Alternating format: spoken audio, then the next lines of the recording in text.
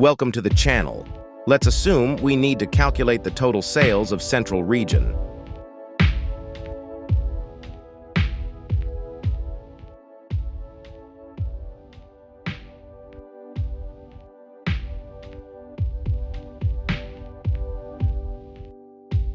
The function we are going to use here is the SUMIF function.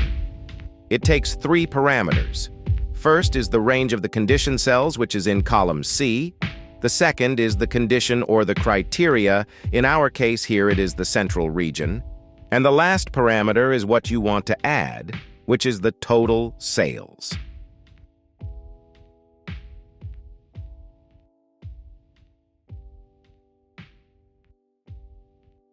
The result is the total sales for the Central Region. This is how we use the SUMIF function. This is the TechSkillz channel.